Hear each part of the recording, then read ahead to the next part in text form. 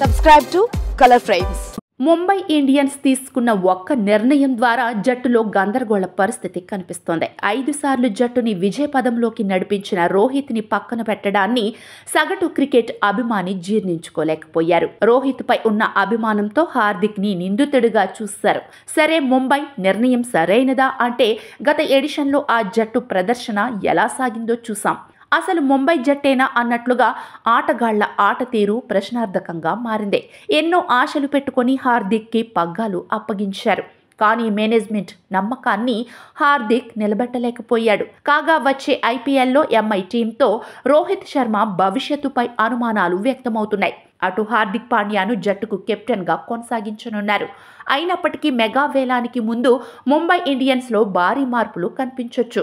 రోహిత్ శర్మ టీమిండియాకు కెప్టెన్గా వ్యవహరించి 2024 టీ20 ప్రపంచ కప్ టైటిల్ను గెలుచుకున్నాడు. అయితే ఐపీఎల్లోనూ అతను జట్టుకు నాయకత్వం వహించాలనుకుంటున్నాడు.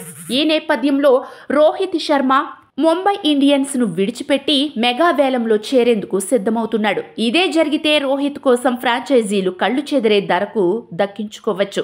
యాజమాన్యం విషయానికి వస్తే ముంబై కెప్టెన్ మార్పు అసాధ్యంగా కనిపిస్తుంది. ముంబై జట్టులో ఆటగాళ్లకు చాలా కాలం పాటు అవకాశాలు ఇవ్వడం పరిపాటి. ఈ నేపథ్యంలో కేవలం ఒక సీజన్ తర్వాత కెప్టెన్ని మార్చే అవకాశం లేదు. సూర్యకుమార్ ఎంఐలో హార్దిక్ నేతృత్వంలో ఆడడం కొనసాగడం కన్ఫర్మ్ అయింది.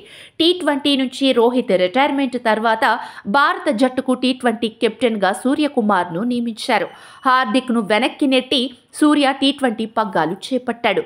సో సూర్యకి కెప్టెన్ బాధ్యత ఏంటో అర్థమైంది. దీంతో అతను ముంబై నుంచి వెళ్లే ప్రసక్తే లేదు.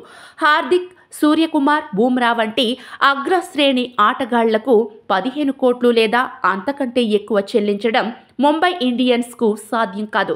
దీంతో మెగా వేలానికి ముందే బూమ్రాను విడుదల చేసే అవకాశం కనిపిస్తోంది.